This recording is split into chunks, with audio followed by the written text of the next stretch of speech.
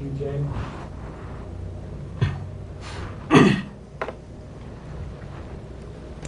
Welcome to the 2012 Selectmen's Candidates Debate, sponsored by Wareham Community Television. Members of the local newspapers have volunteered for tonight's panelists. To my left is Ashley Bennett from the Wareham Courier. Next to her is Steve DaCosta from the Standard Times. And beside him is Jamie Rebham from Wareham Week. Thank you all for participating. At the next table are the candidates for the two open selectman seats. On the left, on my left, is Amit Johar, who is running for the two-year seat. Next to him is Peter Teitelbaum, who is also running for the two-year seat. And beside him is Alan Slavin, who is running for the one-year seat. Thank you all for participating. Three-year seat. That's what I meant. Three-year. Two other candidates are also running for the three-year seat, but could not join us. Bruce Savageau has been hospitalized and is recuperating at home. And Dave Smith was called to work for his real job, paying job. We plan to do this debate in two parts. There'll be a short intermission, and then we'll continue. So we're planning on it being about an hour long. In the first part, the panelists will ask 3 rounds of questions. In each round, all the panelists will ask a question of all the candidates. The candidates will have 1.5 minutes to answer each question. We'll do this 2 times. After those rounds, each panelist will ask an emailed question from the community to the candidates. Each candidate will then have 1 minute to reply to each question. So let's begin with Ms. Bennett. Okay. The town lifeguard program is currently on the budget chopping block to save $427,000. Do you think the savings should be found in another section of the town budget? When it comes to budget, Ashley, I think everybody knows the numbers that we're going to be running in a hole for negative $2 million plus, possibly. And I think at this point, pick one line item out of all the line items would be a little premature. This is something we need to certainly take a look at, each line item, and see where their savings could be cut. But tourism is big, so certainly having lifeguards, we do want to have them there. However, we need to look around everywhere else and see where we can make the appropriate cuts. And at the end of the day, we have to prioritize our cuts that we will be implementing. So that's one of the tasks I do plan on accomplishing once elected. I look forward to working with our town administrator to accomplish this task. Okay, same question to Peter. We'll reset the time. Same question. I hadn't actually considered this cut, and I would suggest that we're going to go to town meeting with a budget that's prepared by an outgoing town administrator who's not going to be there to, I don't want to use the word defend it, but he's not going to be there to present it. And I think in that circumstance, town meeting is going to be kind of like the Wild West. We're going to be asked to look at a whole bunch of different things. We're going to, of course, start with the budget that is presented to us and work from there. But I suspect that through the entire budget discussion process, we're going to see amendment upon amendment upon amendment being offered to the budget as people who, not necessarily special interest groups, but who have particular interests in the budget come forward with proposals to try to save their share. That said, I think obviously everything in town we're going to have to look at. $427,000 is a nice chunk, but do we want it all to come from the lifeguard program? I don't know that that's wise. It presents a public safety problem. If we have people on the beaches who aren't under the supervision of a lifeguard, we're assuming that the people can take care of themselves, that we have good swimmers there who can rescue other swimmers. I'm not 100% comfortable with just a blanket cut of the program. Okay, so next to... Before we start, Ashley, could you read the numbers again? I think there's a problem with the number. The town lifeguard program is currently on the budget chopping block to save $427,000. Do you think the savings should be found in another section of the budget? I don't have the paperwork with me, but I think that number is way too high, number one. I think the lifeguard budget last year was $75,000. So I think there might be something wrong there on that number, but I might be wrong, but I'm not sure about that. You want to address the question? I will address the question now, just so Okay. people understand that that number is really high. Okay. We are looking over the next 5 years, realistically, with minimal capital expenditures. Really, we might have as much as a $12 million shortfall over the next 5 years. We are going to have to make some very serious decisions on what we cut and what we don't cut. It's going to affect our education. It's going to affect our public safety. We basically ran a long time without lifeguards. There are a lot of communities all through the Cape that don't run lifeguards anymore. You're going to have to make the decision what is important and what is not important as far as what you can afford. We all have to live within our means. If you want to buy something that's $11 and you only have $10 in your pocket, you make a decision to buy something less. This is a decision that has to be done. Right now, as of the FinCom meeting last night, the town administrator and the FinCom has a balanced budget, including that cut. So at this point here, if you were to put that back in any way, shape, or form, you're going to have to cut salaries or you're going to have to cut programs. And that decision was what they made was basically the least obtrusive cut possible. Thank you. I was saying, look to the camera, talk to the camera. Okay. It's more fun looking at you. All right, so the second question will be delivered by Steve and to Peter. An outgoing selectman has said that he and his family were harassed and persecuted because of his political viewpoints and his service to the community. Did you consider that before deciding to run, and does it concern you going forward? Not in the least.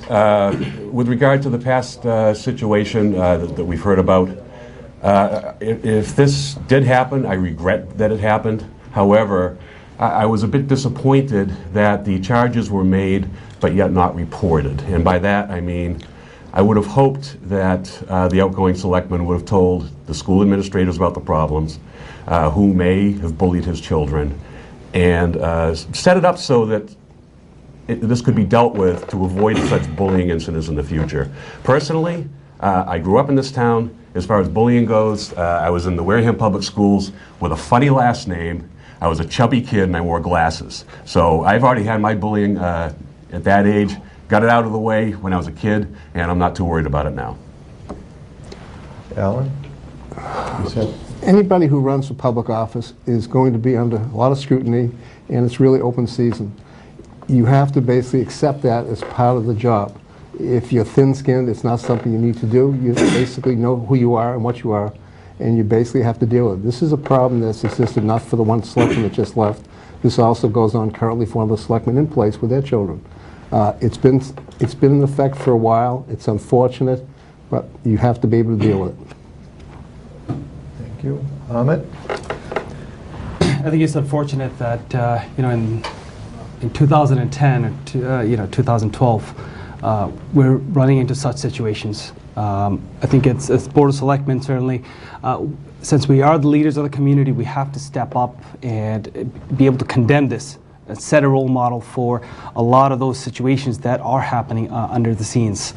So I'm pretty familiar with this issue. I've been harassed. As you can see, I'm the first generation from India. I've dealt with a fair amount of discrimination in my lifetime, and I can tell you this is unfortunate, but but at the same time, I understand, there's all sorts of viewpoints that are out there, and as a leader, we need to be able to put that aside and set an example for everybody else, because not everybody thinks the same exact way. Great, thank you. All right, so the third question in this round goes to Jamie. The school and you'll address to Alan, please. Sorry.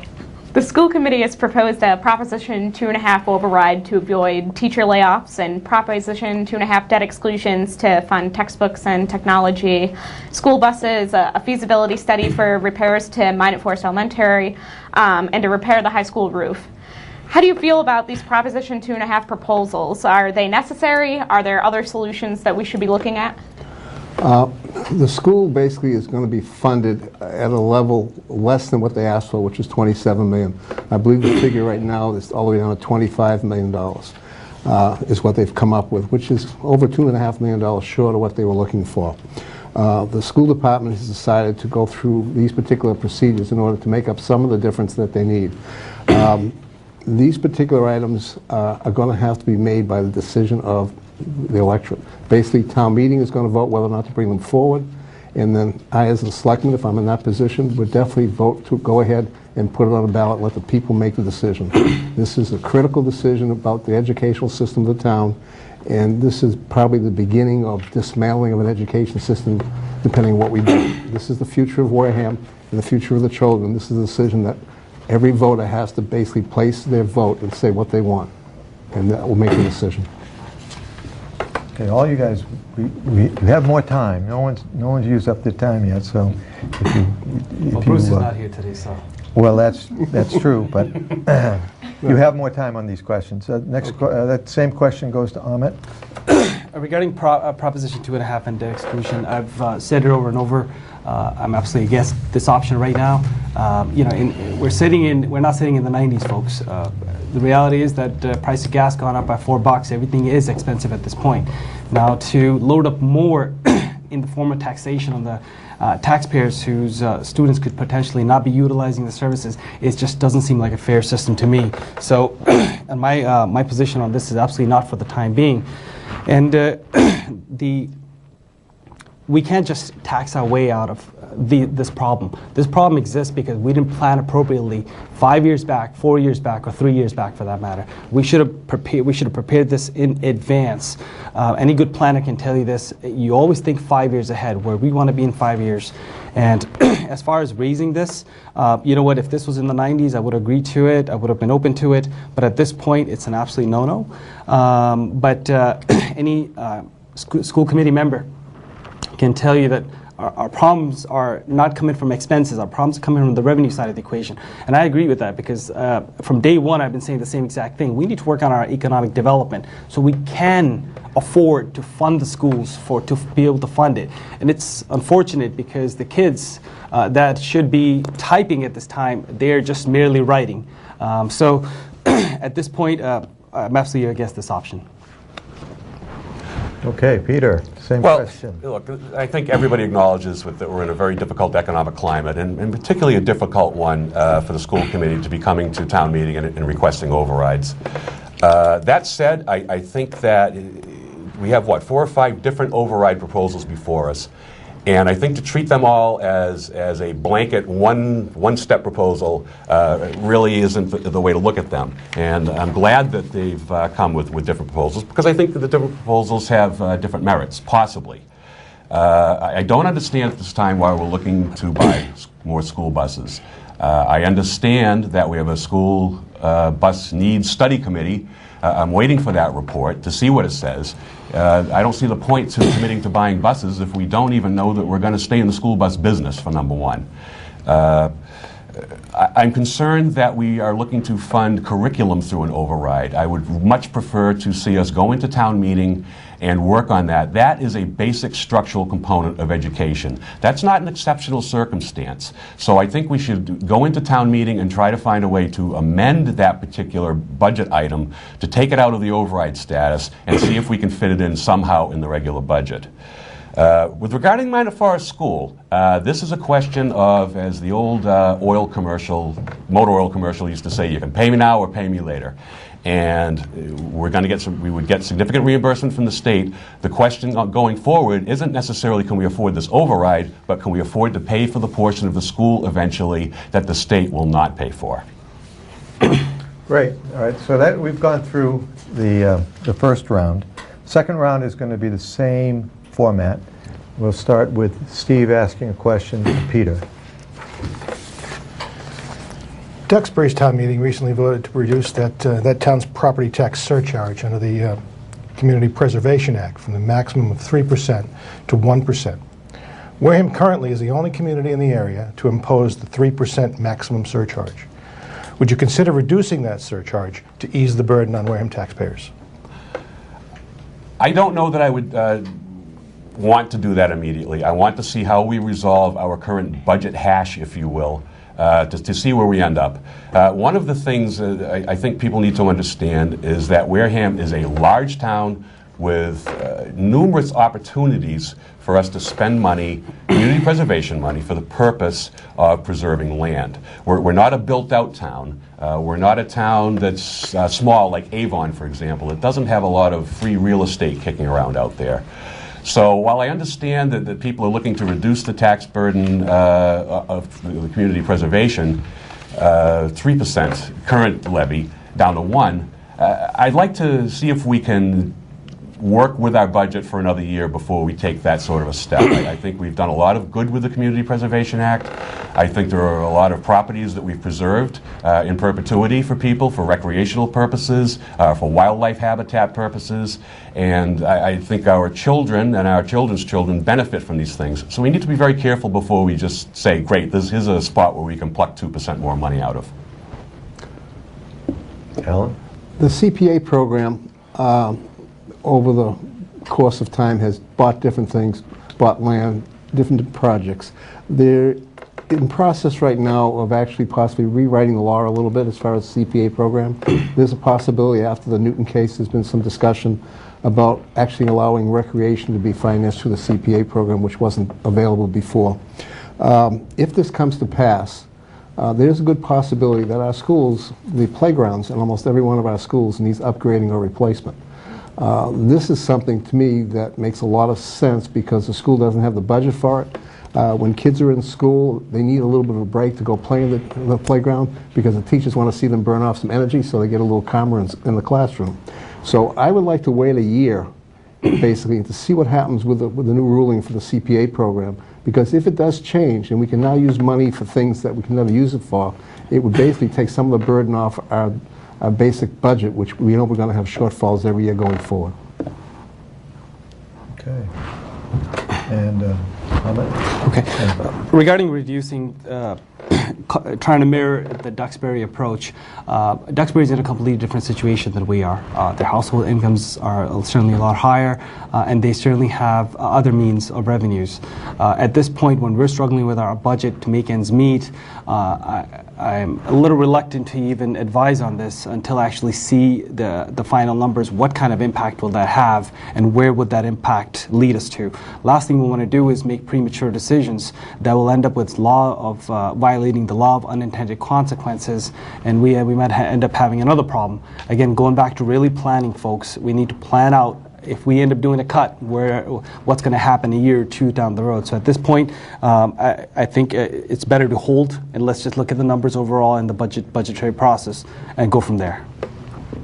Okay, thank you. Next question is Jamie's. A 5-year projection of town finances filed with the town clerk's office shows that based on predictions for revenue and spending, the town of Wareham faces a more than $6 million deficit, and I think, Alan, earlier you even alluded that it might be more than that over the next 5 years. Obviously, we keep hearing expenses are increasing faster than revenues. Specifically, what can be done, and how will you work to solve this problem? You're going to hear an answer you probably don't want to hear. We're not going to be able to turn things around in a day or a week or a year. This problem's been building for a long time. It's going to take a while to do it.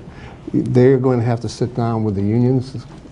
They're going to have to sit down with the basic setup of the town, and there has to be a decision made. Again, if you have $10, you can't spend $20 unless you're willing to borrow it.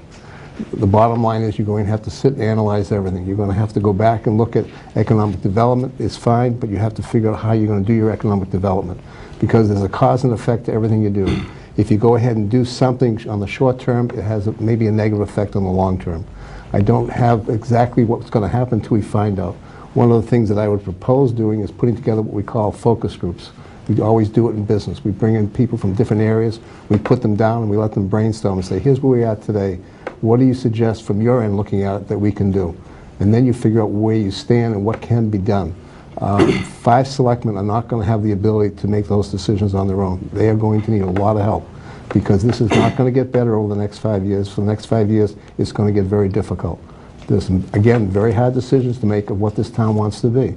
And the people in this town are going to have to step up, and I urge everybody, this is a plug, the town meeting, please come. Your future of the town will be determined by this town meeting. Thank you. Okay. So you wanted to, the question was for the 5-year and a $6 million deficit. It's a simple problem. We're taking in less money, and we're dishing out a lot more money. So we can do two things. We can keep on cutting for the next 5 years and cut it right down to the bone. You can cut the fat only to a certain extent. Beyond that, you start cutting into your muscle, which doesn't make any sense for us. The other side where we really lack is the economic development, folks. The fact that, a good example I kept using over and over is Plymouth opened up 25 small businesses in January. We opened up 1. Well, guess what? They're right down the street, and they have 25 times more revenue generating from there than we do. So when we talk about our issues and problems that with the school or any problem you have it's all going to be on the revenue side of the equation. Part of the problem is our permitting process that takes us years and years and years to put up a building or a new business that wants to come in. Well, how about expediting that process so that if a business wants to come in, well, guess what? We get some experts in-house to help them walk through it so that they can really get going within 6 months rather than 4 years. That's the current status quo, is 4 years on some major projects. And what are we doing? We're postponing the revenue, which is direly needed at this point.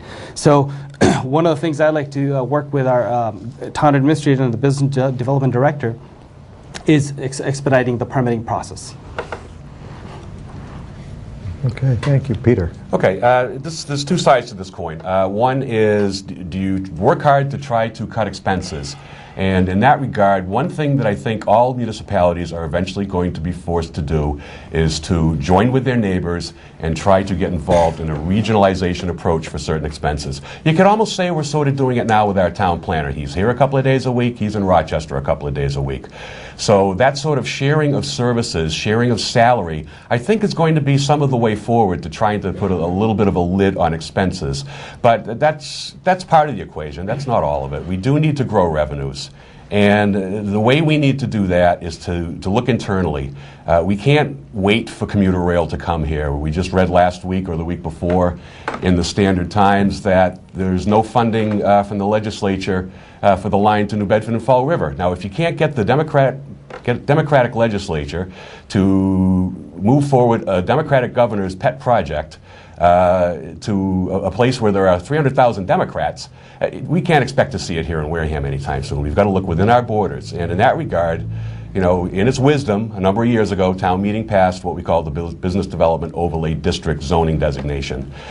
This has put a lot of land into the developable sphere where we can bring businesses in. And recently, Alan and I attended a biotech forum. They want to come here, and they're an $8 billion business. They want to diversify out of Boston and come to southeastern Massachusetts. Okay, very good. Last question this round is Ashley's question to Amit. Is there a good old boys network in Wareham? That is to say that things here are often decided by who you know rather than what you know. I think a lot of that is pretty much, and as I'm learning, a lot of that is established everywhere. I've had personal run-ins where things haven't things haven't really moved as fast as I wanted them to. And you know what it is? It goes to show that, and you know what? When it goes to show that while there's other projects moving forward, and somebody like myself, small business owner, doesn't know anybody in town, there is, we're just getting roadblocks after roadblocks after roadblocks.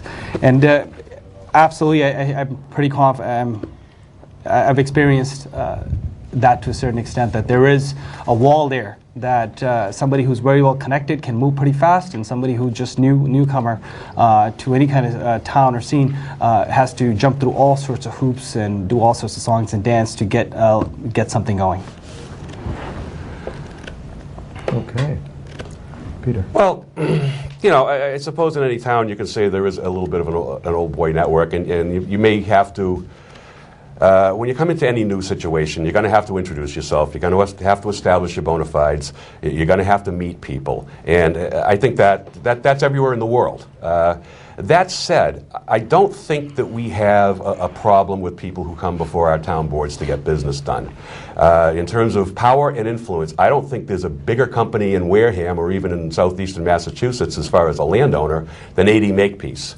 Now, they worked and fought and kicked and screamed for years to try to get cluster zoning for housing on their properties.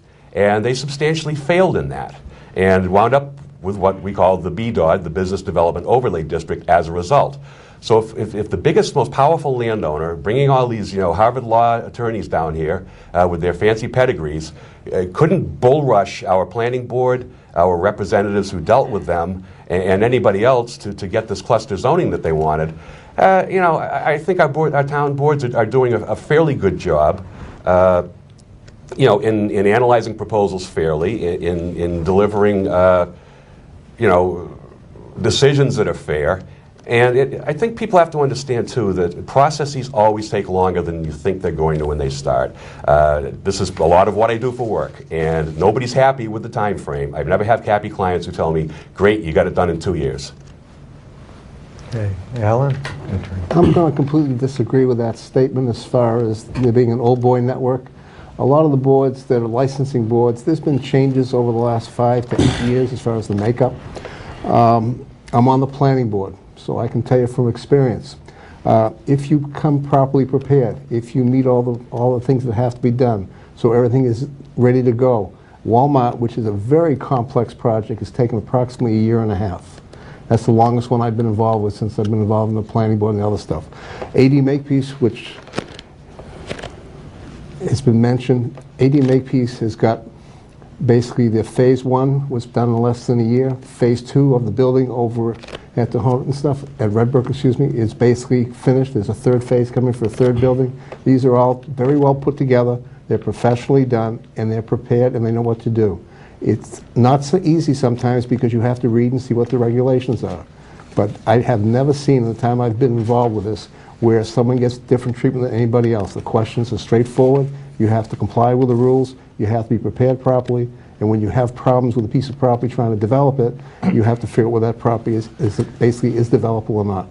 And if it is and you're ready to go, the process works very smoothly. Great, thank you. We took emailed questions from the community, and the panelists have had the copies, and they've chosen a few of those email questions for the candidates. So in this segment, a panelist will ask the candidates a question. The candidates will get 1 minute to answer. And we're going to start with Steve to Ahmet. When our town charter was recently reviewed, we explored having a mayoral form of government with councilors instead of town meeting. JMac0319 at Comcast.net wants to know, what was your position when the matter was being discussed, and how do you feel about it now? Well, I didn't know much about the charter review, and I wasn't following it back then. Again, I'm a business owner. Not many people are observing exactly what's happening out there in terms of our charter. You really have to be into it to be able to follow it. So I'm like any normal person out there. So I don't know much about the matter, and so I have no position on that. Okay, Peter? Well, I didn't support it at the time, and I wouldn't support it now. What we have in our town meeting is one of the last vestiges of a true representative democracy. Every citizen, every voter can be a legislator. And the whole mayoral city council thing, it puts you in the position as a citizen of not being able to perform any direct action. You can't go to town meeting and speak directly. You have to go to city council meetings and wait to be recognized, and then talk to your city council and hope that they listen to you. You have to make the effort to do outreach to find them in the neighborhood. Our town meeting is the legislature. We are the Congress of Wareham. And I would understand, too, that the selectmen at town meeting are also citizen legislators, just as the body is. They have no more power in town meeting. They have no less power. everybody is equal, and I prefer that as a true representative form of democracy, and I would not want to change it. And Alan? Well, as everybody knows, I chaired the Charter Review Committee. The Charter Review Committee, when it was put together, very quickly it decided by the majority of 6 out of 9 members, which is 2/3, that they wanted to go for a mayor and town council. My feeling was at the time that I thought a representative town meeting might solve some of the issues we had. I really haven't changed my mind as far as that goes. I like town meeting. I understand how it works. It's very daunting for a lot of people because it gets a little aggressive. It's almost like an arena. But it's actually quite enjoyable as long as the discussion is on target. The advantages of having a representative town meeting is you have usually around 250 people who are elected in the area, which represent other people that they come talk to, and therefore the representative town meeting might eliminate problems where you don't have a quorum. And this is the reason why I still think that's a possibility. It's a reasonable change, but town meeting as it runs right now is fine as long as you understand how it works. Great. The next email question is Jamie's, and Jamie to Peter. This question comes from Louise42 at Verizon.net, and Louise42 is wondering, what do you propose to do about the Tremont Nail factory property? Tremont Nail is a fascinating property from an environmental lawyer's point of view. Initially, when this property was acquired, my late mother was on the Community Preservation Committee. She asked me about it, and I said, look, you've got a metal foundry that's been kicking out stuff for 150 years. Do you have environmental reports on that property? And she said, well, the town administrator at the time says it's all taken care of, don't worry about it. I said, not good enough, vote no, which she did. She was the only vote on that committee to vote no. That being said, we own the thing now. We've got to do something with it. Do I, suggest that, we spend a lot of money on our own on it? No. What I suggest that we do is look to the Massachusetts state program through mass development for Brownsfield remediation. They provide up to $100,000 for environmental site assessment, and they provide up to $500,000 in loans for environmental remediation. Alan? Okay, I chair that committee too, or did, sorry. Peter is exactly correct. When we were looking with Torres, Mendez, and Spencer, when the town, through the CPA program, did a $50,000 study, they asked me questions about the 21E is what we're talking about. I had to go through all kinds of boxes of old paperwork, and I finally found a 21E that was done. Unfortunately, it was done for a very small piece of the property. In the meantime, the town was considering putting the sewer system through. We're going across the dam and hooking up to the this actual pump station underground at the facility. 1 out of the 6 holes came back dirty, which means we really need to do a full 21E. At the time, we had a seated director here. I asked Chris Riley if he would apply through the programs for the brownfields. We basically missed. We basically missed the opportunity. I've asked again. Hopefully, the new seated director, Mr. Pina, will get that done. We tried to also do some senior housing in there, but it was turned down by the Board of Selectmen. And Amit. Sure. At this point, there's only two options. We can do nothing and leave it as is, which has been for the past couple of years. It's gone nowhere. Or we can make another attempt, which is exactly where Wareham is lacking, and we can certainly do a lot better, is towards economic development. Let's try to get another factory in there so we can get some tax revenue out of it, which is direly needed in this community. Brockton is a very good example. The mayor of Brockton did a presentation at Bridgewater State a couple of weeks back. Brockton at one point was, they had all sorts of different factories with all sorts of pollutants in there. And they are in the middle of rehabbing up everything and bringing in new business, new factories into that place. So I think along the same lines, it's time to work with our the business development director to get this done. Okay, and the last email question is Ashley's. Ashley to Alan, please. Okay, Larry McDonald would like to know how long you've been a registered voter in Wareham for and how many town meetings you've been to. I think I started actually participating in town meeting around 2005 or 6, and I think I started voting around 2002 or 3. I'll have to go back and check. I had a home in Stowe, Mass, which we kept for quite a while, and I stayed up there for quite a while, even though I was here basically full-time starting in 1996.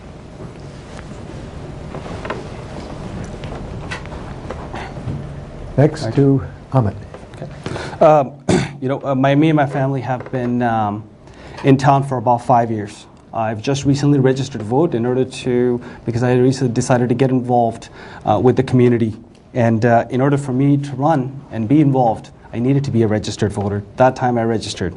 And as far as town meetings are concerned, I've spent over the past 5 years, I probably have gone to about 25, 30 meetings altogether.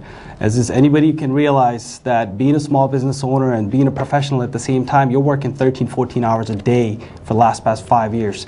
So it's then having to go, I don't have all the free time. So what I have been able to do is just like any average person, I've been working, trying to make ends meet, and whenever I get a chance, I was attending town meeting, wanting to figure out more about the town. And to Peter. Okay, I've been a registered voter in town. Geez, I voted for Reagan in 1980, to my chagrin subsequently. So I think probably I've been a registered voter since 1978 or 79. And I've been in town since my mother moved back here with me when I was 2.5 months old. As far as town meeting goes, I want to say I probably attended about 20 of the annual and fall town meetings over the course of the time I've been eligible to go there as a registered voter. Over the past 5 or 6 years, I think my attendance has been quite regular. I think I've missed one of those, but that's, I think, pretty much my attendance at town meeting. Okay, and that that wraps up the email questions. We're about halfway through, maybe a little bit further. We're going to take a little intermission, about 3 minutes, and we have a little tape about some of our members at WCTV, and I hope the viewers will stay and take a look at that while the panelists and the candidates take a 3-minute break. Thank you for being with us. Don't go away. We'll be right back. Okay. Welcome back. We're going to do the second half of the debate now. We're going to start again with email questions. Once again, the candidates will have 1 minute to answer the question. The next segment will be a candidate-to-candidate section where the candidates will ask another candidate a question. The seventh segment will be the panelists will ask questions of the candidates again, and they will either have 1.5 minutes or 2 minutes to answer, depending upon how far into the program we're going. And then we'll have closing statements from the candidates, and that will be it. So we're going back to email questions. We're going to pick it up with, who's picking it up? Nope, it's Ashley. Ashley to, no, Jamie. Jamie. Sorry, whatever. Jamie to Ahmed. Thank you. Okay, this is a long one. Oh boy. Just warning you.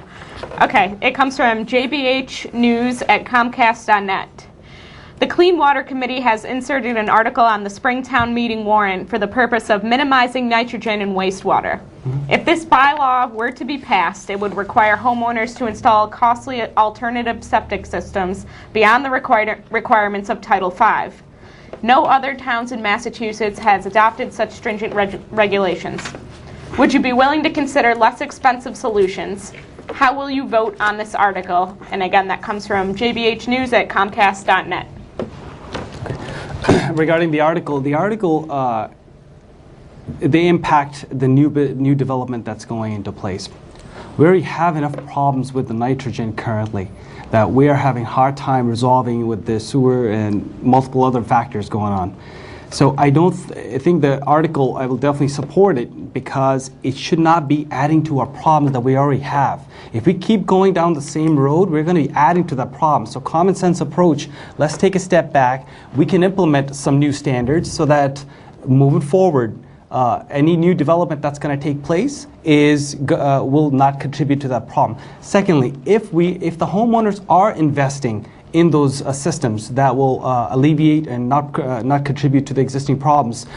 It also helps out the property value that's gonna be in place in Wareham. The property value will maintain because of that expensive system. At the end of the day, folks, it is what we put into it, and our residences are our biggest investment. So why nickel and dime it? Peter?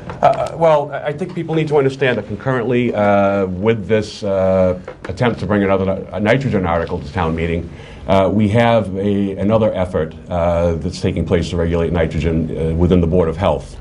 And my understanding is they're either very close to proposing their draft regulations that I guess we would vote on at the fall town meeting if they get them done. I think we need to just take a step back from the overall attempt we have in this town of going it alone. I would like to see us re-engage in the regional process that we used to be involved in with the other stakeholders in the area in the towns of Plymouth and Carver.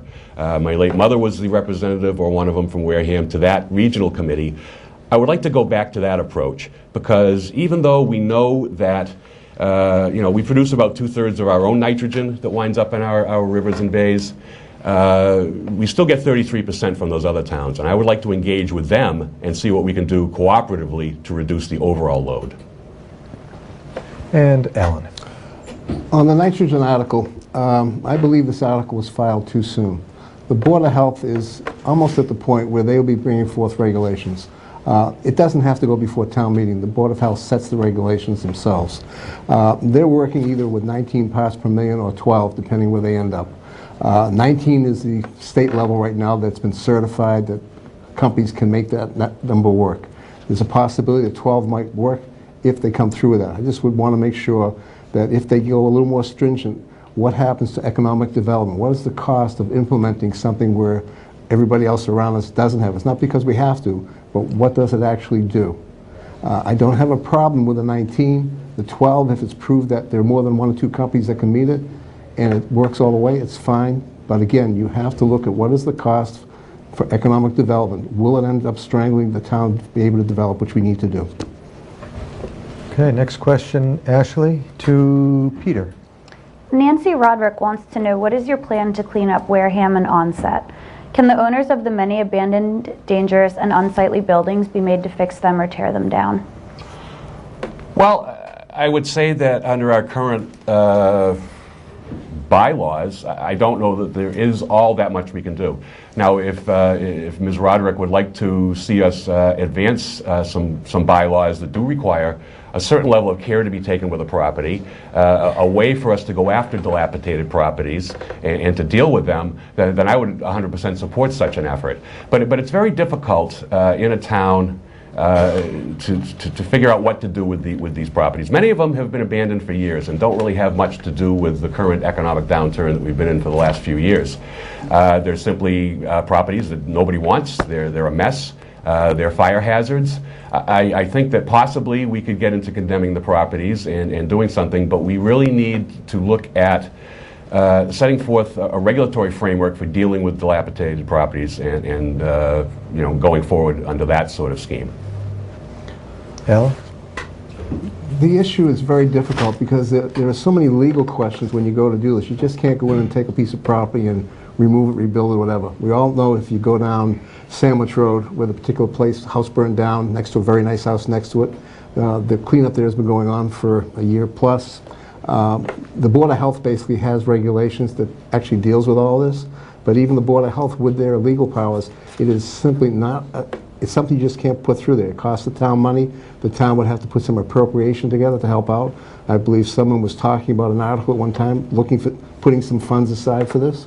But again, you just can't go in. If someone is the legal owner of that property, even if it's dilapidated, the Board of Health has to go through a process before you can do anything. The town really needs to go look at it, and if the town, as a town, wants to do something, you're probably going to have to end up doing what we call zoning bylaw changes. Okay, and the last email question goes to Steve. I think I got to answer. Did we miss someone? Right? Oh, we missed Ahmed. I started, I'm yeah. trying to rush through here, I'm sorry. All right. If our current bylaws are not addressing some of these properties, certainly we need to do a better job as we are leaders in this community, being on boards or which our board regulates this. certainly we need to do a better job of establishing that framework so that you don't have slumlords just leaving properties behind. A dangerous, God forbid, if one of those kids decides to go in there and something goes wrong, how much is that lawsuit going to cost us? So if it's a matter of just framework, I think we should certainly establish that. And you know what, let's face it, Onset is a beautiful place and it's a tourist attraction. And the fact that it's abandoned properties, I can't imagine the negative impact it's having on the rest of the properties that are there. So I think certainly the regulatory framework, but at the same time, the owners need to take a little more responsibility of their own actions with their investments. So I think it's a twofold approach, and it's going to have to be a partnership between owners as well as the local town authorities. Okay, now it's the last question, that last email question. I'm sorry, Ahmed, about that. Steve to Alan. Lawrence Gaines cites 2000 census figures showing that 8.1% of Wareham families and 13% of those 65 and over are living below the poverty line at that time. He claims that the figures are much higher now and growing. He wants to know what you would do in your elected role to help these people. We have a council on aging. The council on aging offers different food programs. If it's Larry Gaines, I believe Larry is the president, whatever the title is, for the Friends of the Elderly. Basically, the two organizations need to work together more to come up with more plans. There are some grant programs. There are plans. They're basically coming out of Brockton from Old Colony. There are more things we can do. We need to basically provide better transportation. We need to be able to make the seniors feel comfortable. When you get to a certain age, you don't like to drive. You don't like to drive at night especially. But you just don't get around as much. We need to basically somehow expand that process through either some more bus transportation, which is very limited in town, to get people to actually be mobile, to get out, to get them into the Council on Aging Center, to get them active, and to basically give them, we have a food pantry, which is available, but a lot of them don't get to it because they can't get there. I think we do 1,100 and 1,200 on a monthly basis, Meals on Wheels. I know Larry does a lot of this. We need to expand all these programs. We need to put more effort into it. We need more volunteers. Okay. Comment? Sure. In regards to the poverty line, especially issues that impact the seniors, you want to help the seniors, don't tax them on that 2.5% of proposition. So let's start there, first things first. Secondly, let's not, where I understand everybody is struggling, but I think a lot of the small businesses out there, they are understanding of their environments, and a lot of the seniors that are here. So as far as small businesses, I'd love to get them a little more engaged in some of the civic responsibilities where society as a whole, society within Wareham, have forgotten to take care of the very people that have built the structures. So it's a twofold approach. Certainly no to taxes because it will certainly impact them. Now you've got to push those people further down. And lastly, let's get the small businesses involved and engaged in this process. Okay, and Peter. Well, I agree that taxation is a big problem for the elderly, and I know that in the past we've had tax work-off programs where elderly have gone down to the Onset Pier and collected the parking fees down there. If, as I understand it, it would be something that everybody seems to agree should happen, but we just haven't been able to agree as to the means, is to put together some kind of comprehensive parking program for Onset. Perhaps we could use more seniors in that capacity. Perhaps we could use some of the seniors in work-offs in other town departments. I don't know which departments are offering any programs. I haven't heard of any. I think we should expand that. The other thing we can do with seniors to help them out and help them stay in their homes is to look at the EDU sewer rates program, where you pay a flat rate depending on how many bedrooms your house has. I think that is patently unfair to an elderly couple that's probably doing 1 or 2 loads of laundry a week to essentially subsidize a family with 3 or 4 kids that is doing 15 loads of laundry a week. So let's get to a user rate, a water rate schedule, and get off the EDU. Great. Okay, so now we're coming into the next segment. The next segment is where the candidates will ask, each candidate will ask a candidate a question, and we'll give the candidate answering 2 minutes to answer it. And we'll start with Amit. So you can ask either candidate a question. Okay, I'll ask either a candidate a question. No, we ask one specific one. Oh, man. All right. Peter, I guess I'll throw this question your way. A month back, nobody knew me. Nobody knew where I lived. and all of a sudden I popped up on the radar, and I've become internally, I guess a lot of enemies have been born. As I'm hearing some really vicious attacks in terms of racial slurs that are being that are coming towards me, and yet I'm not seeing anybody stepping up as far as the candidates are concerned, stepping up and condemning this. What kind of role model or what kind of leadership are we really demonstrating to the youth or to the community at this point? Well, I would refer you then to my website, and it's titlebaum-selectman.com. I actually put a statement on there saying that I do welcome every race, every creed, every person. So, I mean, I think I've addressed your concern about whether I'm leading on that issue.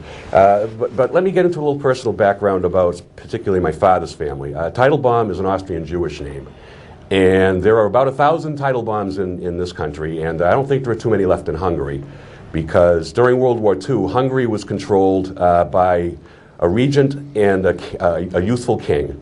They ran their own government. They did not deport Jews for execution in the concentration camps. When the German army retreated along the Russian front, the SS came in and cleaned those people out. They killed 450,000 Hungarian Jews in the course of a few months. So I understand where you're coming from, and believe me, I've got the personal history to condemn that, to understand that I've sort of been deprived of God knows how many family members because of those attitudes. So I stand with you, and I don't want to use Bill Clinton's line, but I feel your pain to some extent. Alan, do you want to answer? Do you want to weigh in, or do you want to just move on? The problem we have is that if you sit there and basically respond or not, most of the stuff is coming through the blogs. And as everybody knows, I don't participate, never have, never will. To participate in the blogs, whatever you say, it just is more fodder, and it just keeps going. Unfortunately, where I grew up in Brookline, we basically were taught not just tolerance, but everybody was acceptable. I've made the comment many times. I don't care what this is. All I care is if you cut that skin, it's red. We're all the same. But to me, there is no such thing. We're all the same person. It may look a little different on the outside, but inside we're the same. And that's all that matters to me. Peter, your question to another candidate? Yes, I think I'll pose my question to Amit.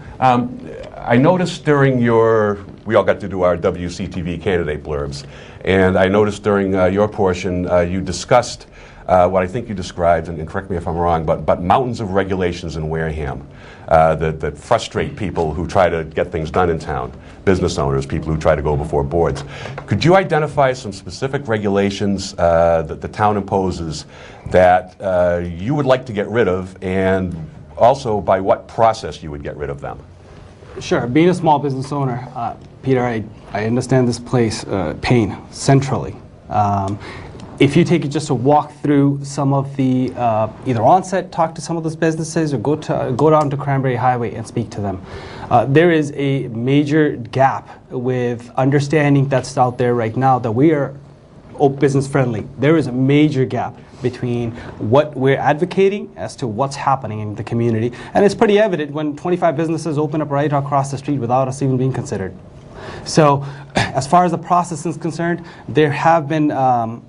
There are things in place. For example, New York has something really good where, they have, I don't know if I think it's an economic development director who helps them kind of, if a business wants to open up, they'll walk them through the licensing process. And I think that friendly process will not only expedite, but it will get the desperately needed revenue in this town and expedite it instead of waiting and, go here, go there, go talk to him. And currently, everybody's playing. We have great boards, great people that are serving on those boards. But the regulatory mechanism that's in place is these two rule books aren't talking to one another, and neither are the boards. And so I think having one centralized person that's going to walk them through it and actually produce the results, because right now I don't see the numbers on the board. So that's what I'm talking about. We need to get this business economic friendly environment going so that we can address our revenue challenges. Well, it's interesting you say that, but because that's kind of what I do, but you got to pay me to do it. That's the only problem. Okay. All right. He just wants to make money. Okay. Let's move on to Alan. Your opportunity to ask one of the other candidates a question. I'm going to pass because I don't think it's fair for me to ask questions of someone that I'm not running against. Okay, I think fair enough. I don't think it's a fair thing to do. Okay.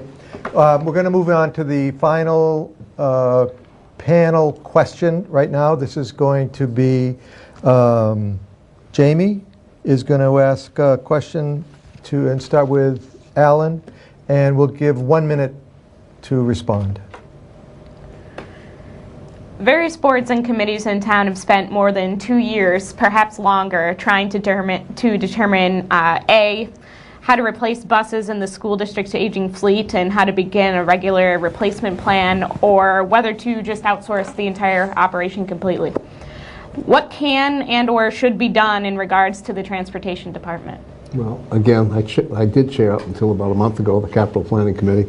We basically went very thorough through it. We had made a recommendation back in December to give the school department $1.6 million and let them run the system completely.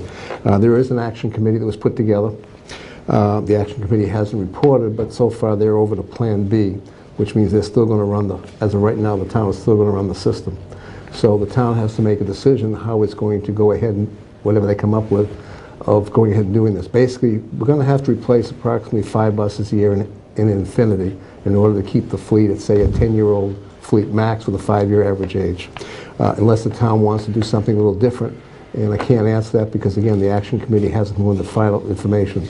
There are different ways to do it through bonding, processing, but the town has to decide what it's going to do. As of right now, the town is basically going to continue running the bus system because of the infrastructure in place. Amit? Jamie, could you repeat the question again? Sure can. Various boards and committees in town have spent more than 2 years, perhaps longer, trying to determine A, how to replace buses in the school district's aging fleet and how to begin a regular replacement plan for the buses, or B, whether to outsource the entire operation. What can and or should be done in regards to the transportation department? First things first, I don't have a direct knowledge in regards to this. I wasn't sitting on one of those boards, so I don't know where the hiccups are. However, having been in the private sector long enough to know that when you speak to each particular department, they all have different missions. And the fact that we have layers and layers of bureaucracy here at various boards, now instead of one person making a decision, we have 30 or 40 people at times making a decision. So, we're just not being able to get the business done. You mentioned 2 years. 2 years to make decisions. That's exactly why we need to speed up the whole process as far as decision-making process is concerned.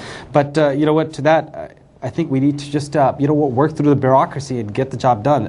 Again, I don't know where the direct hiccup is, but obviously if the business is not getting done, something's disconnected somewhere. And as I mentioned before, there's a lot of boards. Not everybody talks to one another, and not everybody's on the same page as one another.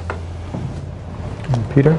Well, I think, again, we've got an ad hoc committee designated by the selectmen to study this specific problem.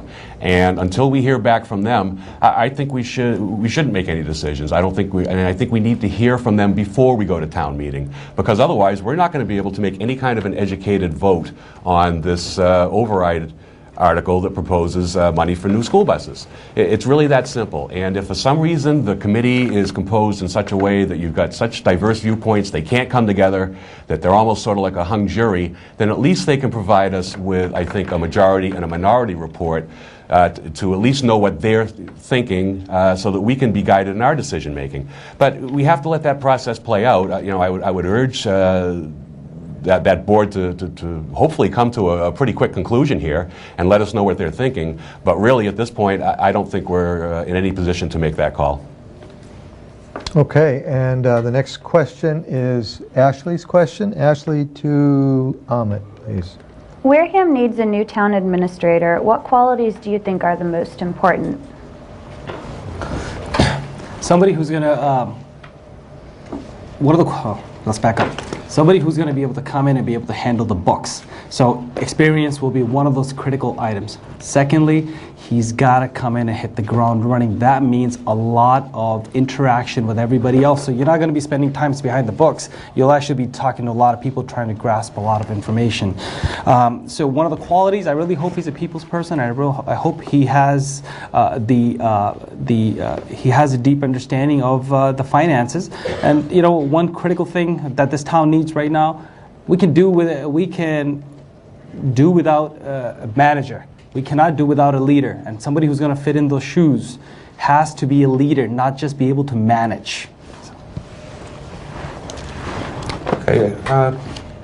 Well, I think, in my view, the ideal town administrator is going to be somebody who's willing to work with the selectmen in identifying the areas where we presently lack appropriate policies and procedures.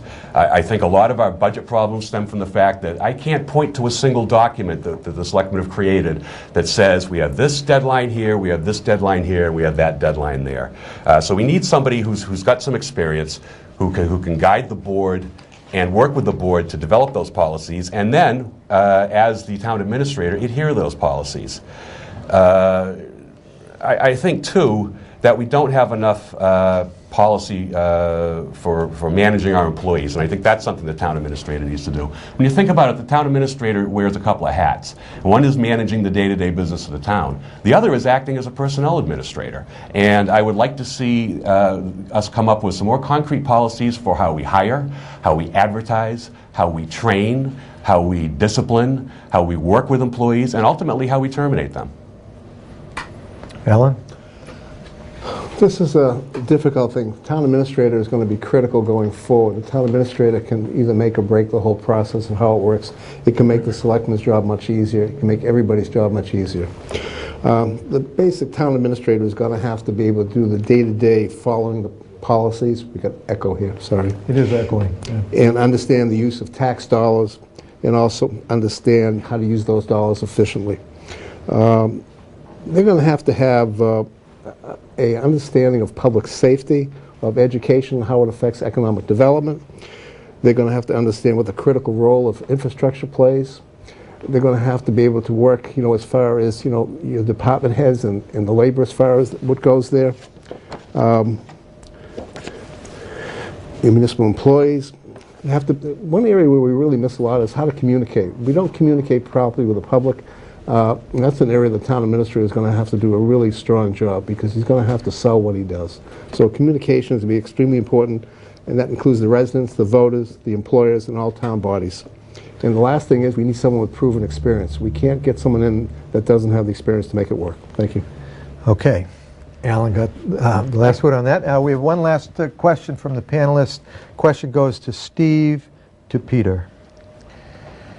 Do you believe that the current dual fire district system remains in the community's best interest, or do you think that there might be a more economical way to provide the fire and water services?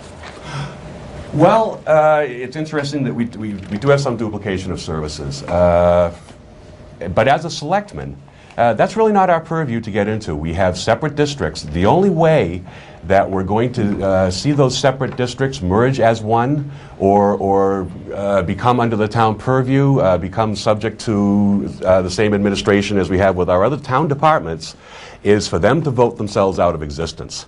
So as a selectman, it's really not it's not going to be our purview to say to them, well, you guys need to make yourselves go away, because that's essentially what we would be asking. I would, from a practical sort of looking at it over the top point of view, I mean, obviously there's some duplication. You've got two chief engineers. You've got, extra, probably a little bit of duplication of services. That said, they do a pretty darn good job of firefighting in this town. And I don't know that the voters would be really happy to abandon this sort of dual system we have. So that's my response to that. Steve, are you questioning we have Onset and Wareham? Each one has its own fire and water district? Yes. There's a long history. The Wareham side actually dates back to 1907 when it was put together as a water district and the fire. Onset is in the same situation. It's been well established. They actually use two different water supplies. This is a question which I've got into when we were discussing, possible public safety complexes, things like that. Onset has expressed the feeling that they really want to stay separate. This is something you can't be forced on them. As a selectman in the town of Wareham, you can't. It's beyond your purview. This is something that everybody has to sit down and speak about sometime. If they want to do it, they'll do it. As of right now, the answer is no. The fact that we have dual systems working at once, I think this is more of a decision from a financial perspective to our town administrator. And secondly, there's like Alan said, there's already history in place.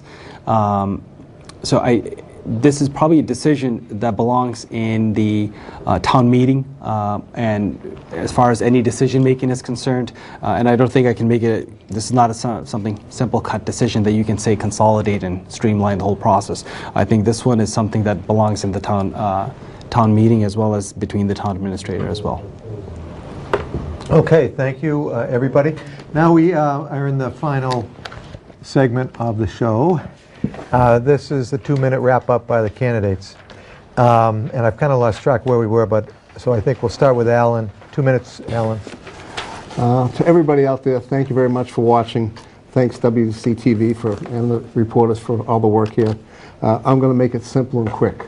Please come and vote. It's very important. It's a privilege that we have to vote. A lot of countries in this world can't vote. You vote for whoever you want, but understand that this particular vote is very important for the future.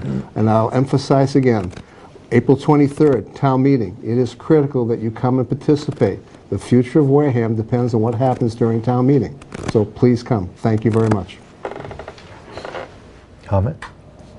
I'd like to thank WCTV and the panelists for giving the viewers and the voting public the opportunity to assess where different candidates stand on the issues. And I'd also like to thank the viewers in advance for coming out and voting regardless of whomever they support. Folks, let me leave you with a few thoughts. What do you think the problem we're facing? Is this a political one, or is this a financial one? Or is this something else? With a $1 million plus negative shortfall that we're facing, and some potential for tax increases in the near future, with inefficient government and elected officials that vote to serve only the self-serving interest, I think we can all agree this is a perfect storm at our doorsteps. In my view, the solution to our problems is twofold: bringing honesty and civility back to government and redoubling our efforts to improve economic development. I can't do this alone, but history has certainly shown us over and over that entrepreneurs and businessmen have always led the way to recovery when connected politicians have failed. Only time can season my political experience. However, I do bring some experiences to the board with me. I have a strong financial background and a record for success in that area. I also have a strong background in success for turning failing enterprises in the business world.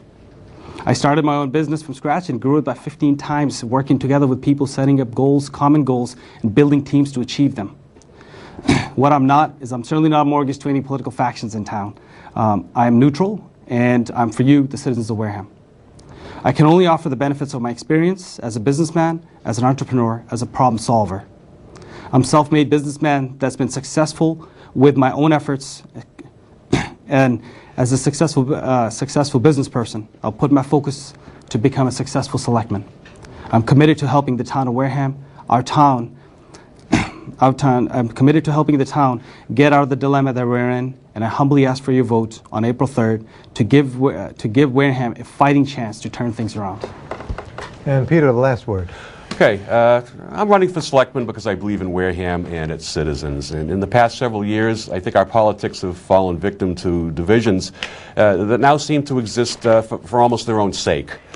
We've seen selectmen's meetings drag out hours on end because of political posturing rather than the doing of the people's business. We've seen our civil dialogue in town devolve into attacks on our institutions, on our volunteer boards, and upon individuals.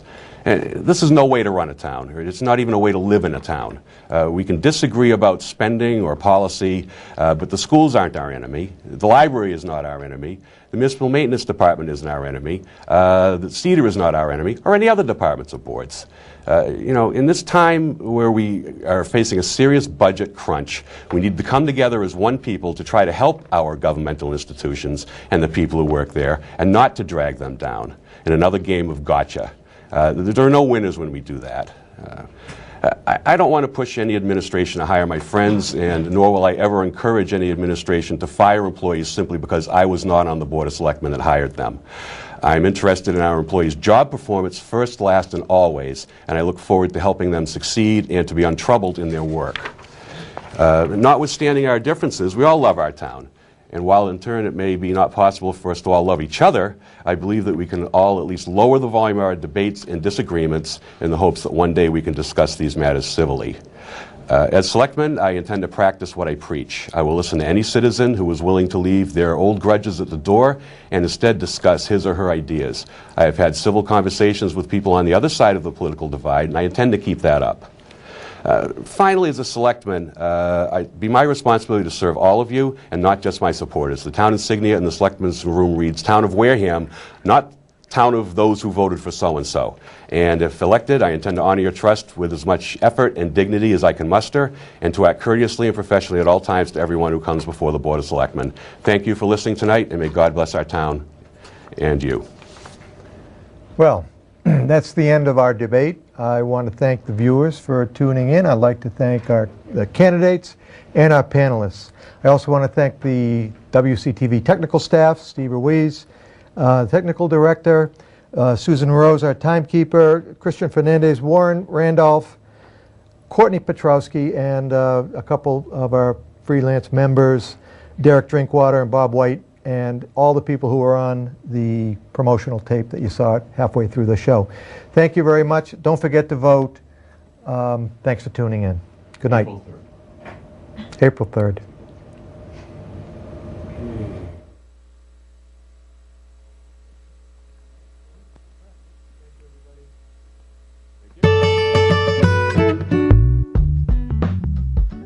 Hi, I'm Courtney Petrowski, Outreach Coordinator at Wareham Community Television. As you may know, WCTV is your source for live coverage of town meetings, Board of Selectmen meetings, and other municipal meetings, as well as local parades, gateman games, and school sporting events.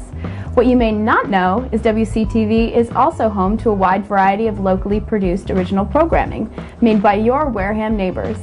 From morning talk shows to live music events to health and wellness programs, WCTV can help you put your ideas on television. Hey folks, my name is Bruce Gannon. I moved to Wareham back in the summer of 2009, and in the fall of 2009 was introduced to the wonderful world of WCTV. I came to Wareham in 2003, and I couldn't wait for this station to open up. My name is Linnell Butterfield. I live in Wareham and have for the past 12 years. I've been involved with Wareham Community Television since they moved to this building about 3 years. My name is Mike Dunphy. I'm 24 years old. I've lived in Wareham my whole life. I'm Patty Rumney, and I host Your Daily Gumbo. I'm a volunteer, I'm a member, and I view myself as an independent producer. I decided to do something a little different and launched Field of Music, which is a live music show. I produce, direct, edit, shoot, work sound on a TV show that we have called At the Hub. I'm just looking to make music and to also incorporate the music with that visual, which I think people are looking to see. Bringing out the positives in Wareham rather than focusing on negatives. That's my goal. So I have a couple of things: history, technology, and being informed, and an educational mission. We do this live show and because I wanted the bands to be able to have an audience. I've gotten people on the show who are in various boards and commissions in the town to explain to us what they do. What are their purposes? Because I think most people don't really know. working on a program called I Wonder Where the Yellow Went, which is a story of Wareham sewer system. We have the show on Wednesday nights, and it's great. We have live acts from around southeastern Massachusetts and Rhode Island. We have some interesting guests. We've had animal chiropractors, acupuncturists, human chiropractors, an equine-assisted therapist, belly dancers. Oh, no, I have had no formal training. Nothing on a real professional level. No formal background. Nothing. That's one of the beauties of working as a volunteer at a place like WCTV. You don't need a lot of experience or any experience at all to come down and learn how to do what we do here. The expertise was here, and it's willing expertise. I just think it's fun. Why do I keep doing it? It's a lot of fun. I'm really enjoying my time here. Keep watching. For more information on these shows and the full program lineup for each of our stations and internet stream, visit us at www.warehamtv.org. And don't just watch TV, make it. Thank you for watching WCTV.